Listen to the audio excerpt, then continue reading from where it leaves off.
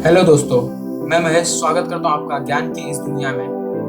तो चलिए स्टार्ट करते हैं आज का टॉपिक इंग्लिश ग्रामर।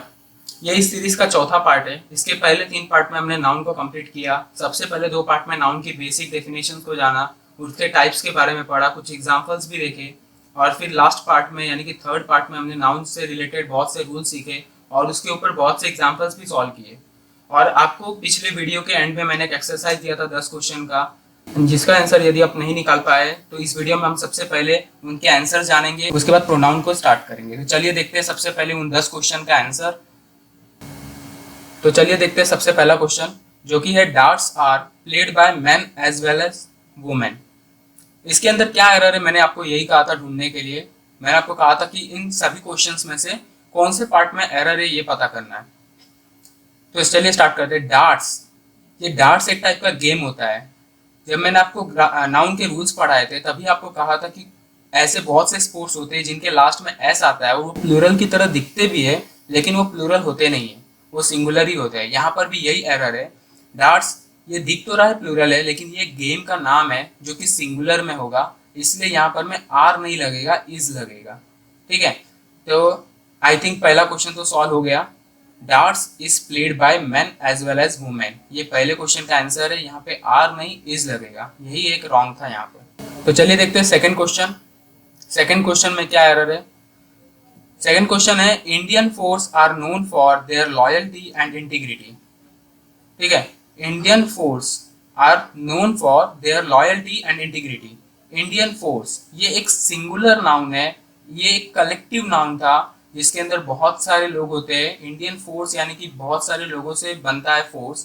ये एक सिंगुलर नाउन है यानी कलेक्टिव नाउन है। इसके लिए आपको यहाँ पे आर नहीं इज सिंगुलर हेल्पिंग वर्ब का यूज करना था, यानी कि इज। ठीक है, तो यहाँ पर में आर नहीं आएगा, यही यहाँ पर में एरर है। तो चलिए देखते हैं next question. Women after women spoke against the practice of dowry.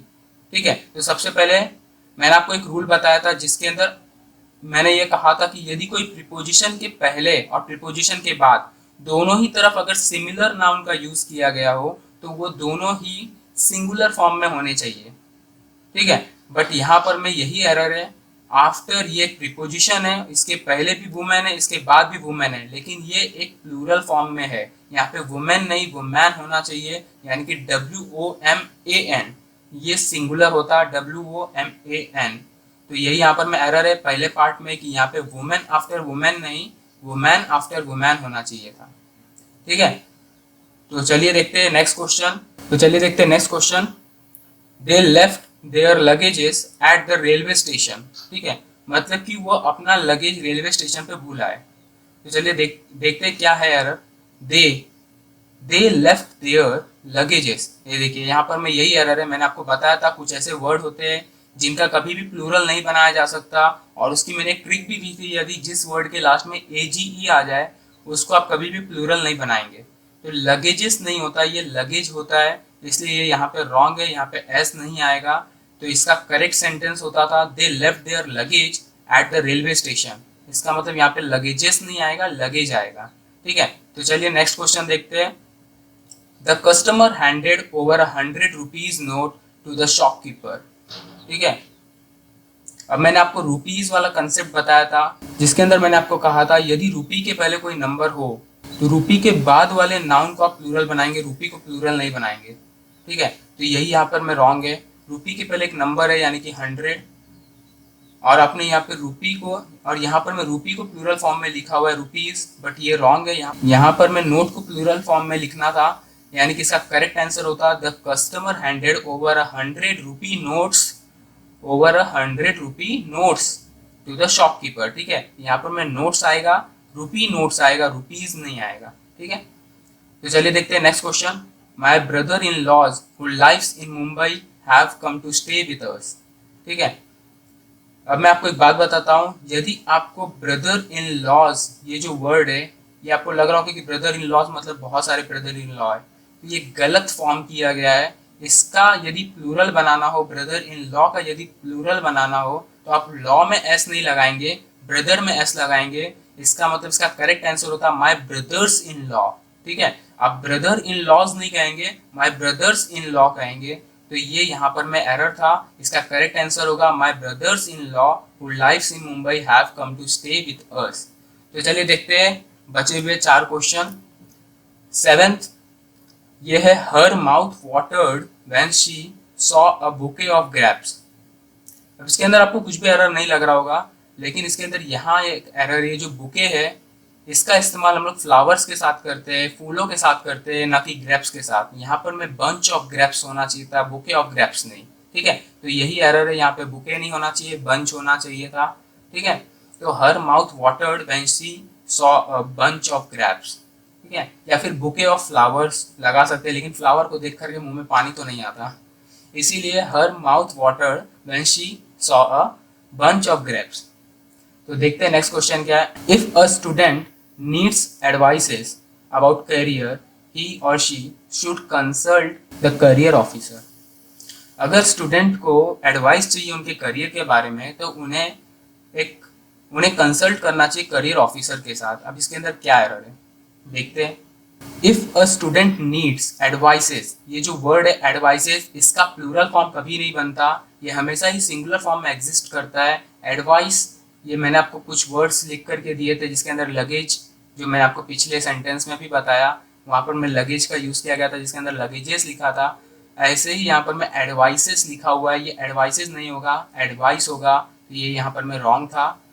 तो इसका करेक्ट आंसर होता है if a student needs advice about career he और she should consult the career officer. Next question देखते हैं। He has brought 4 breads for lunch today. मैंने आपको कहा था कि ब्रेड्स में भी प्लूरल नहीं लगेगा। अगर आपको लिखना ही है 4, ये 4 एक नंबर है, 4 नंबर की वजह से आप ब्रेड को प्लूरल फॉर्म में ब्रेड्स करके लिख रहे हैं, बट ऐसा नहीं लिख सकते। इसके लिए इसके अंदर कुछ एडिशनल वर्ड ऐड करने पड़ते हैं, जैसे कि 4 पीसेस ऑफ ब्रेड या 4 स्लाइसेस ऑफ ब्रेड। ठीक है, आप ब्रेड को प्लूरल नहीं बना सकते, इसीलिए आपको यहाँ पर लिखना चाहिए था 4 पीसेस ऑफ ब्रेड या फिर 4 स्लाइसेस ऑफ ब्रेड। यही यहाँ पर मैं रॉन्ग था। नेक्स्ट एंड लास्ट क्वेश्चन देखते हैं। Ships are economically useful and so they are reared in the hills. यहाँ पर भी यही एरर है कि शिप्स नहीं आएगा, शिप आएगा। ये प्लूरल फॉर्म में एग्जिस्ट नहीं करता, हमेशा ही सिंगुलर फॉर्म में होता है। इसी के साथ में 10 क्वेश्चन कंप्लीट होते हैं पिछले वीडियो के एक्सरसाइज के। तो चलिए इस वीडियो की शुरुआत करते हैं, जिसमें मैं आज आपको प्रोनाउन बताने वाला हूँ। प्रोनाउन के कुछ टाइप्स की इंफॉर्मेशन दूंगा, डेफिनेशन एंड कुछ एग्जाम्पल्स। तो चलिए देखते हैं प्रोनाउन क्या होता है। सबसे पहले प्रोनाउन की डेफिनेशन देखेंगे, जो कि है प्रोनाउन एक वर्ड है जिसका इस्तेमाल हम लोग नाउन की जगह पे करते हैं to avoid a repetition of noun. वो वर्ड जो नाउन के प्लेस पे आए और नाउन के रिपीटेशन को रोके, उसे ही प्रोनाउन कहते हैं। तो चलिए कुछ एग्जांपल्स देखते हैं। एग्जांपल है आई, यू, माई, देयर। ठीक है, तो चलिए टाइप्स ऑफ प्रोनाउन देखते हैं। सबसे पहला टाइप है पर्सनल प्रोनाउन, दूसरा है पॉजेसिव प्रोनाउन, तीसरा है डेमोन्स्ट्रेटिव प्रोनाउन, चौथा है डिस्ट्रीब्यूटिव प्रोनाउन, पांचवा है रेसिप्रोकल प्रोनाउन, छठवा है रिफ्लेक्सिव प्रोनाउन, 7th है इनडेफिनेट प्रोनाउन, 8th है रिलेटिव प्रोनाउन एंड 9th है इंट्रोगेटिव प्रोनाउन। प्रोनाउन के टोटल 9 टाइप्स होते हैं, जैसा कि आपको यहाँ दिखाई दे रहा है। ये सभी टाइप के बारे में हम डिटेल में जानेंगे। सबसे पहले पर्सनल प्रोनाउन के बारे में जानते हैं कि पर्सनल प्रोनाउन क्या होता है। यह है पर्सनल प्रोनाउन का definition. A personal pronoun is a short word we use as a simple substitute for the proper name of a person. अब मैंने आपको बताया था कि प्रॉपर नाउन क्या होता है, यानी कि किसी पर्टिकुलर पर्सन का नाम या किसी सिटी का नाम। ठीक है, जैसे कि कल्याण, जैसे कि कुणाल, ठीक है, जैसे कि सर्वेश, जैसे कि विवेक, ये एक प्रॉपर नाउन है। इनको रिप्लेस करने के लिए जो हम वर्ड लगाएंगे उसे कहेंगे पर्सनल प्रोनाउन। यानी कि जो मैं वर्ड यूज करूंगा कुणाल को रिप्लेस करने के लिए, दैट मीन अगर मैं आपको एक एग्जांपल लेकर के बताऊं, जैसे Kunal is going to school, तो अब मुझे कुणाल को रिप्लेस करना है, तो मैं कुणाल को किस वर्ड के साथ रिप्लेस करूंगा? ही के साथ में। He is going to school. ठीक है, तो जो यहाँ पर मैं ही मैंने यूज किया कुणाल की जगह पर में, ये एक पर्सनल प्रोनाउन है, क्योंकि मैंने एक प्रॉपर नाउन को एक अलग वर्ड से रिप्लेस किया है। और मैंने स्टार्टिंग में ही आपको बताया, जो वर्ड नाउन के प्लेस पे आता हो और नाउन के रिपीटेशन को रोकता हो, उसे ही प्रोनाउन कहते हैं। और जो वर्ड प्रॉपर नाउन के प्लेस पर में आए और प्रॉपर नाउन के रिपीटेशन को रोके उसे पर्सनल प्रोनाउन कहते हैं। तो यहाँ पर मैंने ही यूज किया जो कि पर्सनल प्रोनाउन है। जैसा कि मैंने एग्जांपल में आपको बताया है कि इसमें पर्सनल प्रोनाउन कौन कौन से हैं, I, we, you, he, she, it, they. ये यहाँ पर मैं एक चार्ट जिसे आपको याद रखना होगा, आप वीडियो को रोक करके इसका स्क्रीनशॉट ले सकते हैं। ठीक है, इसके अंदर मैंने आपको बताया कि पर्सन्स, फिर सिंगुलर, प्लूरल, फिर फंक्शनल केसेस है सब्जेक्टिव, ऑब्जेक्टिव, पॉजेसिव, फिर ये पॉजेसिव विदाउट नाउन। इसका क्या मतलब होता है मैं आपको बताता हूँ थोड़ी देर के बाद। सबसे पहला फर्स्ट पर्सन, फिर सेकंड पर्सन, फिर थर्ड पर्सन। फर्स्ट पर्सन में सिंगुलर फिर प्लूरल। इसके अंदर जो आई होता है वो सिंगुलर के लिए लगता है और जो वी होता है वो प्लूरल के लिए लगता है। फिर आई का ऑब्जेक्टिव है मी, वी का ऑब्जेक्टिव है अस।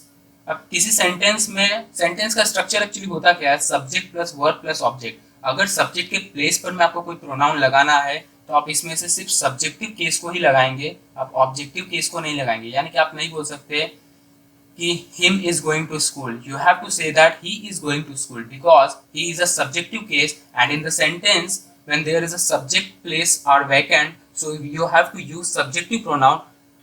You cannot use objective pronoun. Therefore you have to use he. He is going to school. इसलिए यहाँ पर मैं सेंटेंस में ही का इस्तेमाल करना पड़ेगा, हिम का नहीं। यदि सेंटेंस के स्ट्रक्चर के अनुसार ऑब्जेक्ट का प्लेस खाली हो तो आप वहां पर में ऑब्जेक्टिव केस का यूज करेंगे, लेकिन सेंटेंस के स्ट्रक्चर के हिसाब से यदि सब्जेक्ट का प्लेस खाली होगा तो आपको वहां पर में सब्जेक्टिव केस यूज करना पड़ेगा। इसके बारे में हम आगे पूरी डिटेल में जानेंगे। ठीक है, तो आप पहले इस चार्ट को देख लीजिएगा और इसे समझ लीजिए। तो नेक्स्ट प्रोनाउन की तरफ बढ़ते हैं, तो देखते हैं पॉजेसिव प्रोनाउन। पॉजेसिव प्रोनाउन क्या होता है, सबसे पहले इसका डेफिनेशन देखते हैं। Possessive pronoun include mine, ours, its, his, hers, theirs and yours. ये सभी ओनरशिप बताते हैं, यानी कि पॉजेसिव मतलब था पोजेशन। यानी कि आप जब भी किसी चीज को देख करके बताते हैं कि ये मेरा है, जब आप उस चीज के ऊपर हक जताते हैं, कोई भी यदि किसी चीज के ऊपर हक जताता है तो वो पोजीशन बताता है। ठीक है, इसी के लिए जो हम प्रोनाउन का यूज करते हैं उसे बोलते हैं पॉजेसिव प्रोनाउन। जैसे कि मैंने कहा it is mine, it is mine. इस सेंटेंस में जो माइन वर्ड है, इस वर्ड से ये पता चलता है कि मैं किसी चीज पे अपना हक जता रहा हूँ। ठीक है, तो ये माइन जो है यही एक पॉजिटिव प्रोनाउन है। ठीक है, जैसे कि स्कूल इज आर्स, यानी कि स्कूल हमारा है, तो हम उसके ऊपर अपना पोजीशन जता रहे हैं, यानी हक जता रहे, तो उसे पॉजिटिव प्रोनाउन कहेंगे। और पॉजिटिव प्रोनाउन और पॉजिटिव एडजेक्टिव ये दो अलग अलग चीजें हैं। अगर मैं कह दूं इट इज माई हाउस, तो इसके अंदर जो मैंने माई यूज किया ये भी एक पोजीशन बताता है, और इसे आप पॉजिटिव प्रोनाउन नहीं कह सकते, क्योंकि पॉजिटिव प्रोनाउन वो होता है जिसके बाद कोई भी नाउन ना आए, और पॉजिटिव एडजेक्टिव वो होता है जिसके बाद नाउन आए। यानी कि it is my house, my positive adjective होगा क्योंकि माई के बाद में हाउस आता है। यदि मैं कहता इट इज माइन, या फिर मैं ये कह देता कि दिस हाउस इज माइन, ठीक है, तो यहाँ पर मैं जो मैंने माइन यूज किया वो एक पॉजिटिव प्रोनाउन है। लेकिन मैं ये कहता हूँ कि इट इज माई हाउस, तो यहाँ पर मैं जो माई यूज कर रहा हूँ वो एक पॉजिटिव एडजेक्टिव है। यही मैंने आपको पिछले चार्ट में ध्यान देने के लिए कहा था। देखिए, ध्यान से देखिए, लास्ट में लिखा है पॉजिटिव विदाउट नाउन। ये जो वर्ड्स है mine, ours, yours, his, hers, its, theirs, ये सभी वर्ड जो है ये पॉजिटिव प्रोनाउन है क्योंकि इनके बाद में नाउन नहीं आता। और ये सभी वर्ड जो है my, our, your, his, her, its, their, इसमें कुछ कुछ वर्ड सेम है, जैसे कि हिज, जैसे कि इट्स, ठीक है, ये कुछ कुछ वर्ड सेम है। लेकिन ये जो वर्ड है ये पॉजिटिव एडजेक्टिव है क्योंकि इसके बाद फॉलोड बाय नाउन, यानी कि इसके बाद नाउन आएगा। कभी भी एडजेक्टिव नाउन के पहले आता है, ठीक है, प्रोनाउन कभी भी नाउन के पहले नहीं आएगा। प्रोनाउन नाउन के प्लेस पे आता है, प्रोनाउन नाउन के पहले नहीं आता, लेकिन एडजेक्टिव नाउन के पहले आता है। ठीक है, तो जब भी ऐसा वर्ड जो पोजीशन बताए लेकिन किसी नाउन के पहले आता हो तो उसे पॉजिटिव एडजेक्टिव कहते हैं, और ऐसा वर्ड जो पोजीशन बताए लेकिन किसी भी नाउन के पहले ना आता हो तो वो पॉजिटिव प्रोनाउन होता है। जैसे कि मैं आपको दो एग्जांपल बताया, दिस हाउस इज माइन, इसका भी मतलब ये कि ये घर मेरा है, लेकिन मैंने जहाँ पे माइन वर्ड यूज किया, इसके बाद मैंने कोई नाउन का इस्तेमाल नहीं किया है। लेकिन अगर मैं इसी सेंटेंस को ऐसे कहूँ दिस इज माई हाउस, तो यहाँ पर मैं जो मैंने माई वर्ड यूज किया है उसके बाद मैंने हाउस एक नाउन का यूज किया है, जिसका मतलब मैंने माई जो यूज किया वो एक पॉजिटिव एडजेक्टिव है, और पिछले सेंटेंस में जो मैंने माइन यूज किया था वो एक पॉजिटिव प्रोनाउन है। ठीक है, आगे की वीडियोज में हम इनके ऊपर पूरी डिटेल में बात करेंगे। ठीक है, तब तक के लिए आगे बढ़ते हैं और प्रोनाउन के दूसरे टाइप्स को भी जानते हैं। तो चलिए देखते हैं पॉजिटिव प्रोनाउन के कुछ एग्जांपल्स, जो कि है द डॉग इज माइन। जैसे कि मैंने आपको हाउस के लिए एग्जांपल बताया, इसी डॉग इज माइन मतलब कि ये कुत्ता मेरा है, मतलब कि इसके अंदर जो माइन वर्ड है इसके बाद कोई भी नाउन का यूज नहीं किया गया, इसका मतलब ये पॉजिटिव प्रोनाउन है।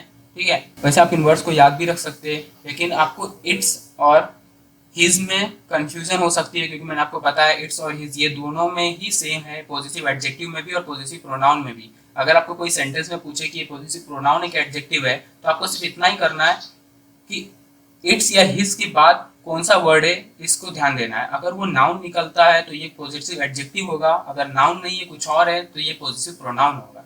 ठीक है, तो चलिए एक दूसरा एग्जांपल देखते हैं। We shall finally have what is rightfully ours. ठीक है, इसके अंदर भी आवर्स यूज किया गया है, इसके बाद कोई भी नाउन नहीं है, इसलिए एक पॉजिटिव प्रोनाउन है। ठीक है, नेक्स्ट एक और एग्जांपल देखते हैं। The house is theirs and its paint is lacking, मतलब कि ये घर वहां है, द हाउस इज देयर्स। ठीक है, इसके अंदर भी देखिए ये एक पॉजिटिव प्रोनाउन है, क्योंकि इसके बाद एंड है, लेकिन ये एक नाउन नहीं है। ठीक है, ये कंजक्शन वर्ड है, इसके लिए ये एक पॉजिटिव प्रोनाउन है। तो चलिए दूसरा टाइप देखते हैं प्रोनाउन का, जो कि है डेमोन्स्ट्रेटिव प्रोनाउन। अब ये क्या होता है? A demonstrative pronoun is a pronoun that is used two point two something specific with in a sentence. These pronouns can indicate items in space or time and they can be either singular or plural। मतलब ये ऐसे pronoun है उस sentence के अंदर किसी specific चीज को पॉइंट आउट करके उसके बारे में बताते हैं। ये एक सिंगुलर भी हो सकती है, प्लूरल भी हो सकते हैं। When used to represent a thing or things, demonstrative pronouns can be either near or far in a distance। जैसा कि ऊपर वाले सेंटेंस में लिखा गया था कि किसी चीज को सेंटेंस के अंदर पॉइंट आउट किया जाता है, उसके बारे में बताया जाता है, तो वो सिंगुलर भी हो सकता है और प्लूरल भी हो सकता है। इसी प्रकार वो करीब का भी हो सकता है और दूर का भी हो सकता है। ठीक है, तो ऐसे कौन कौन से वर्ड है जिन्हें हम डेमोन्स्ट्रेटिव प्रोनाउन कहते हैं और उनका यूज हम सेंटेंस में करते हैं किसी चीज को पॉइंट आउट करने के लिए, जो कि सिंगुलर है या प्लूरल है या फिर करीब हो या दूर हो। ठीक है, तो हम सबसे पहले देखेंगे जो करीब है उनके लिए कौन से वर्ड यूज करते हैं। ठीक है, नियर, इन, टाइम और डिस्टेंस, उसके लिए हम दो वर्ड यूज करते हैं, दिस और दीज। इसके अंदर जो दिस है ये एक सिंगुलर फॉर्म में यूज किया जाता है और जो दीज है ये प्लूरल फॉर्म में यूज किया जाता है। मैंने आपको बताया कि डेमोन्स्ट्रेटिव प्रोनाउन में हम किसी सेंटेंस में किसी चीज को, किसी टाइम को या किसी डिस्टेंस को या किसी भी चीज को पॉइंट आउट करते हैं। हाँ, तो वो एक सिंगुलर भी हो सकता है, प्लूरल भी हो सकता है, करीब भी हो सकता है, दूर भी हो सकता है। यदि वो करीब निकले और सिंगुलर रहे तो दिस, यदि वो करीब निकले और प्लूरल रहे तो दीज। ठीक है, अभी दूर के लिए देखते हैं।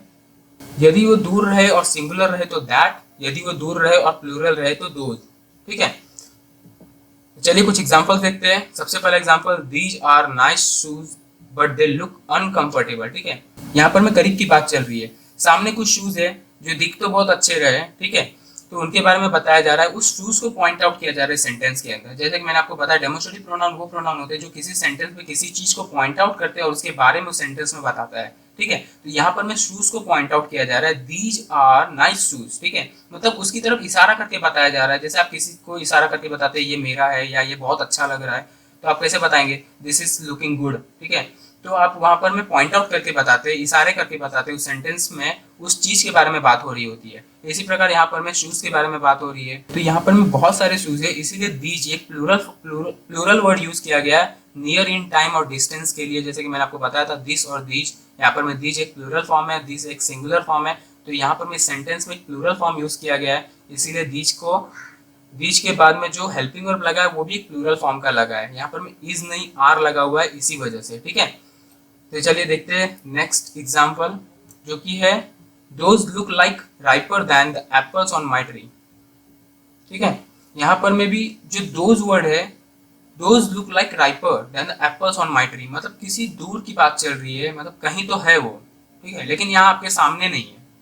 हाँ, जैसे कि आप बताते हैं कि उस दिन मैंने उसको देखा।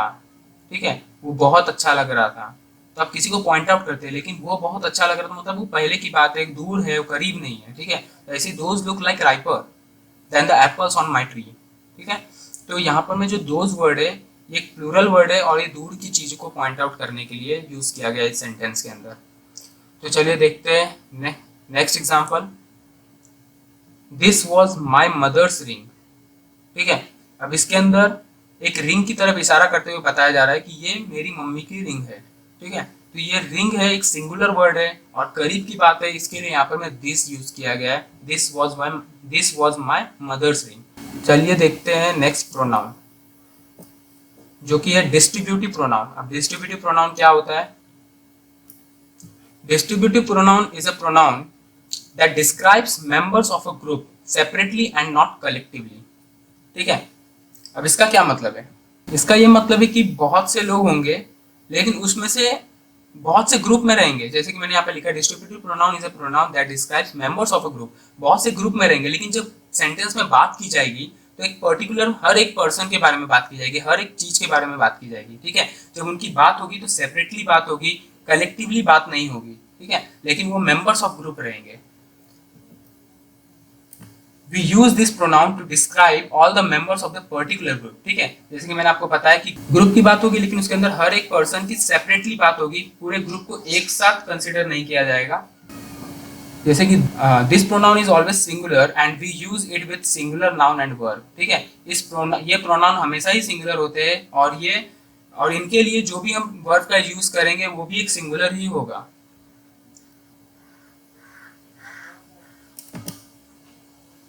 तो चलिए एग्जांपल देखते हैं।